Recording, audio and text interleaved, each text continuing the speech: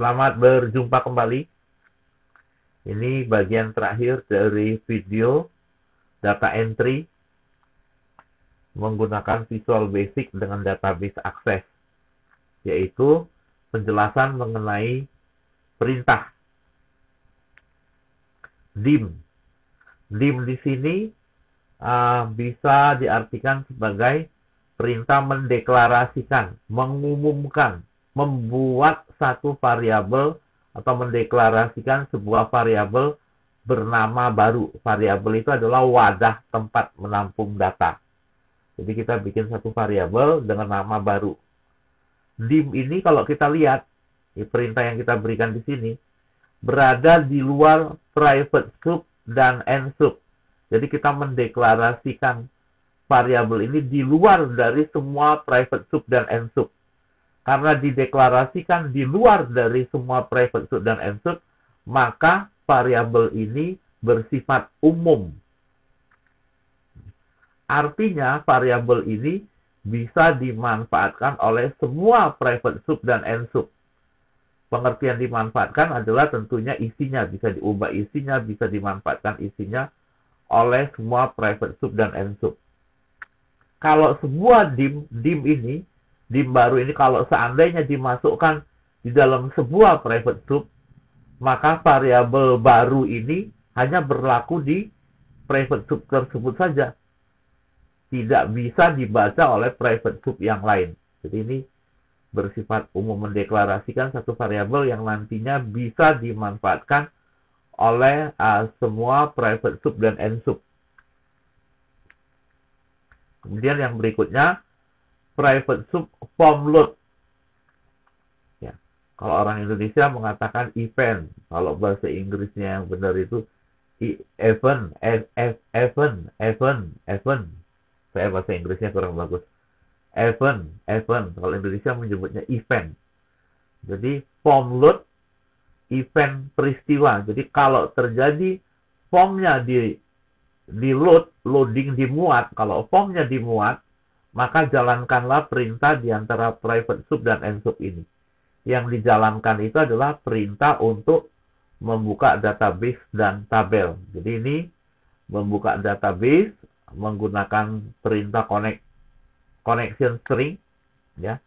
Ini providernya menggunakan Microsoft Jet OLEDB.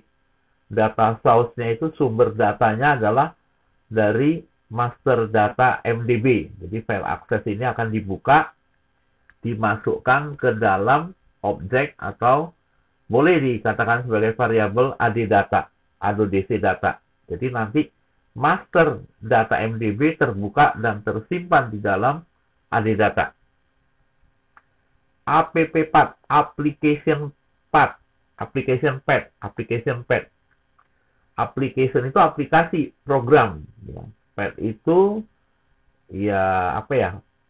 kurang lebih secara keseluruhan diartikan sebagai folder tempat aplikasi berada. Artinya master data MDB ini berada satu folder dengan aplikasinya. Jadi nanti kalau mau dijalankan, aplikasinya harus disimpan satu folder dengan master data MDB-nya. Kalau tidak, maka master data MDB-nya tidak bisa dibaca atau dianggap nggak ada. Karena dengan menuliskan app-path ini, application path ini, berarti kita mengatakan master data MDB ini terletak satu folder dengan aplikasinya. Jadi ini membuka database-nya, kemudian ini membuka tabel. Ya. Select bintang from mahasiswa, order by name, ascending, ASC ini ascending. Bukalah tabel mahasiswa. Tabel mahasiswa itu ada 4 field, 4 kolom, name, nama, tanggal lahir, dan tahun masuk. Bintang ini berarti keempat kolom itu dipakai semua. Kalau misalnya kita hanya mau pakai field atau kolom name dengan nama, kita tulisnya begini. Ini berarti nanti yang hanya bisa digunakan hanya 2 kolom name dan nama. Kalau kita tulisnya bintang, berarti yang kita mau pakai itu semua kolom. Bintang itu artinya semua. Jadi, tabel mahasiswa, order by name, ASC itu nanti datanya diurut berurutan menurut NIM dari kecil ke gede, ascending. Tabel mahasiswa dibuka, semua kolomnya dipakai, diurut berdasarkan NIM dari kecil ke gede. Ini semua dibuka di ADODC data. Jadi ADODC data ini berarti berisi master MDB dan tabel mahasiswa. Nah, kemudian pembukaan ini ya agar benar-benar sempurna di-refresh, sehingga benar-benar terbaca. Nah, database dan tabel yang sudah terbuka di AD data ini akan ditampilkan di data grid, sehingga data grid itu menjadikannya sebagai sumber data. Data grid, sumber datanya dari AD data. Data grid itu ini.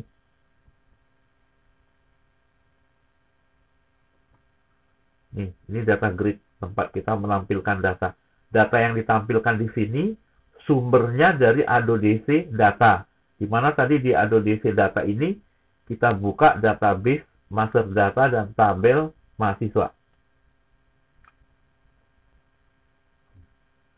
Kemudian sudah dijadikan sumber data, data grid-nya di-refresh agar benar-benar menampilkan semua data. Ya, data yang terakhir. Refresh ini kan disegarkan agar mengikuti perkembangan terakhir. Ini adalah perintah untuk membuat pilihan pada list box. Yang dimaksud dengan pilihan itu ini. Nih, ada pilihan simpan, hapus, batal, laporan. Ini dibuatnya dengan perintah ini. Item pilihan ya. Add item, menambah pilihan. Jadi di LST pilih ada pilihan simpan, hapus dan seterusnya. Membuat pilihan itu bisa dengan add item atau bisa juga dengan memanfaatkan, kita klik dulu, memanfaatkan properties list. Nih, properties list. Dibuat di sini juga boleh. Nah, dibuat di sini. Tapi ingat, kalau sudah dibuat di sini, maka di dalam codingnya nggak boleh ditulis. Nanti kalau ditulis lagi di sini jadi double. Ya. Ini karena sudah dibuat pakai properties list, lihat di sini LST add itemnya nggak ada, jadi nggak double. Kemudian yang berikutnya, change, event change. Ya. Event change, saya bacanya secara Indonesia aja, event. Event. Di Indonesia kan event, orang Indonesia bacanya event. Jadi kalau terjadi text box NIM mengalami perubahan isi, maka perintah di antara private sub dan end sub ini dijalankan. Nah, yang dijalankan itu apa? Find, mencari. Jadi kalau terjadi perubahan di text box NIM, dia akan mencari di dalam tabel yang terbuka di ADODC data. Record set ini tabel ya. Carilah di tabel yang terbuka di ADODC, pencarian menggunakan NIM. Yang NIM-nya sama dengan yang tertulis di text box NIM. Lihat ini ada kutip 1. Karena ini jenisnya teks. Pencarian arah ke depan dari awal. Jadi carilah NIM yang sama dengan yang tertulis di text box NIM, pencarian arah ke depan dari awal. Pakai kutip karena jenisnya teks. Trim ini digunakan untuk membuang spasi. Takutnya di dalam pengetikan kita menambahkan spasi di belakang. Ya, spasinya dibuang dengan perintah trim. Jadi membuang spasi. Nah, setelah mencari, bisa jadi ditemukan, bisa jadi tidak. Kalau ditemukan, berarti hasil pencariannya adalah data, berbentuk data, mungkin 1 data, 2 data, dan 3 data, dan seterusnya. Kalau ditemukan, data itu langsung aktif. Di sini diperiksa hasil pencariannya, EOF itu end of file. Kalau ternyata yang aktif itu adalah akhir file, berarti tidak berhasil mencarinya karena yang aktif akhir file. Kalau berhasil ada file yang aktif, ada record yang aktif, sorry. Kalau berhasil pencariannya ada record yang aktif. Kalau di end of file berarti tidak ada record yang aktif. Jadi berarti pencariannya gagal. Kalau hasil pencariannya gagal tidak menemukan, berarti NIM tersebut belum ada di dalam tabel. Maka variabel baru itu diisi dengan huruf G, menandakan ini data baru. Formulirnya dikosongkan, text box nama diisi dengan spasi kosong, text box tanggal lahir diisi dengan tanggal sistem komputer, tapi diformat menjadi tahun, bulan, tanggal. Kemudian text box tahun masuk diisi dengan angka 0. Itu kalau seandainya tidak ditemukan. Kalau ditemukan, ya, not EOF, ya, berarti ada yang aktif karena tidak berada di akhir file, ya. Berarti datanya ditemukan, bukan data baru sama dengan tidak. Text box nama diisi dengan data yang diambil dari tabel, tepatnya kolom nama, file nama. Jadi dipindahin ke text box nama. Ya, ini tanggal lahirnya dari tabel dipindahin ke text box tanggal lahir. Tahun masuknya juga sama. Karena ditemukan. Kalau dipindahkan, berjadi datanya kelihatan bisa dikoreksi atau bisa dihapus. Kemudian, kalau LST pilih, listbox LST pilih diklik. Nah, diperiksa. Kalau seandainya pilihannya adalah menyimpan, ya berarti dia akan jalankan perintah menyimpan. Perintah menyimpan itu di antara if dan end if ini. Tapi ingat, menyimpan itu hanya bisa dilakukan kalau formulirnya tidak kosong. Ciri-ciri dari formulir itu tidak kosong itu adalah NIM itu ada isinya. Jadi, kalau pilihannya simpan dan NIM-nya ini dibacanya tidak. Ini dibacanya tidak. Dan NIM-nya tidak, text box NIM tidak kosong, maka dia boleh menyimpan, berarti ada datanya. Jadi kalau diklik pilihan simpan dan text box NIM tidak kosong, berarti ada datanya, maka dia lakukan proses menyimpan. Menyimpan itu bisa menyimpan data baru, bisa menyimpan perbaikan. Ya, kalau menyimpan data baru, dia sediakan dulu record kosong, ya, dengan perintah add new, ya, sehingga ada record kosong. Kemudian barulah dari text box, ya, ini dari text box name dipindahkan ke tabel name. Dari text box nama dipindahkan ke tabel kolom nama dan seterusnya. Setelah dipindahkan, diupdate, tabelnya diupdate sehingga data tersebut benar-benar terekam. Setelah kerekam, maka di-query ulang. Ya, di-query semacam dibaca ulang. Sehingga data itu benar-benar terekam di dalam tabel.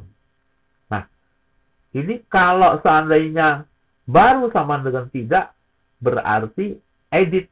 Edit itu berarti data dari text box menimpa data yang sudah ada di dalam tabel. Lihat, ini perbedaannya tidak ada add new.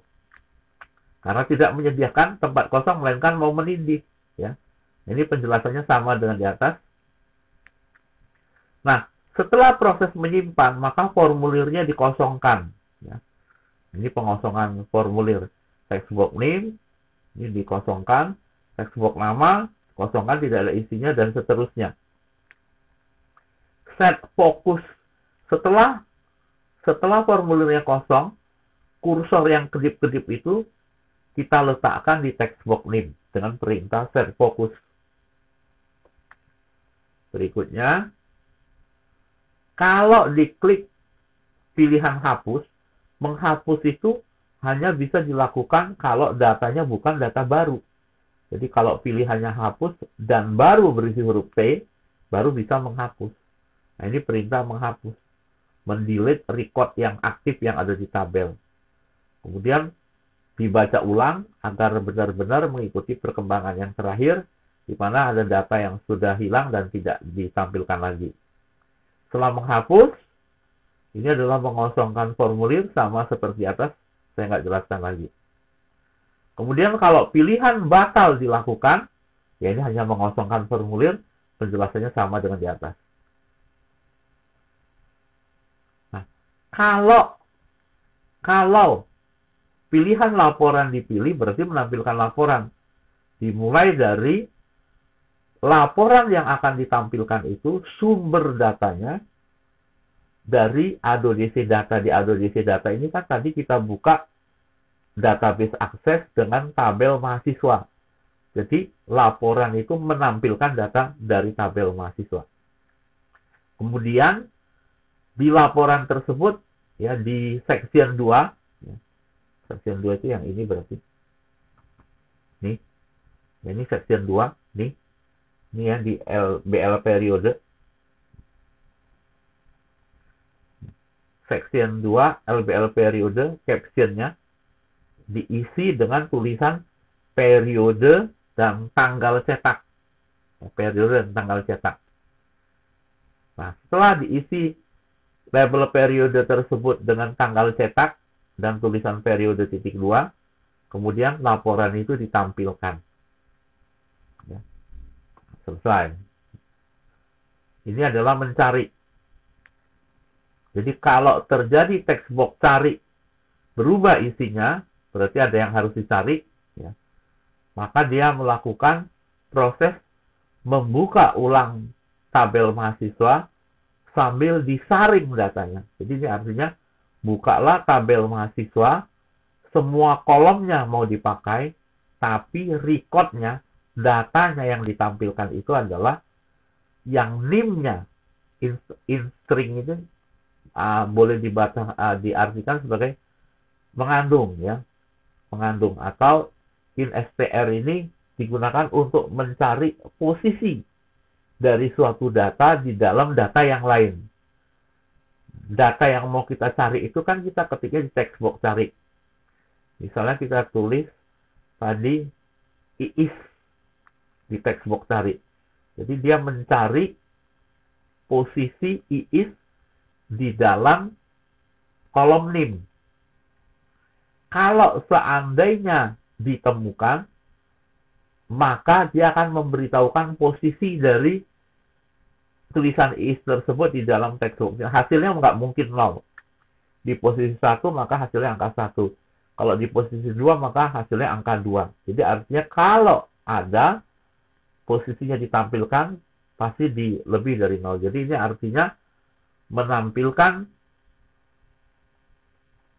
isi tabel mahasiswa semua kolom data yang ditampilkan itu adalah yang NIM-nya mengandung tulisan seperti yang tertulis di text box cari dan atau yang namanya mengandung tulisan seperti yang tertulis di text box cari. Nah, kemudian ini di query ulang, dibaca ulang, kemudian ditampilkan. Kemudian ini adalah kalau comment button selesai diklik, berarti keluar dari program. Ya. Sebenarnya ada N, ada unload me. Kalau N itu mengakhiri program, kalau unload me itu menutup form yang aktif. Ya, sama ya, menutup juga. Nah, demikian ini penjelasan mengenai codingnya.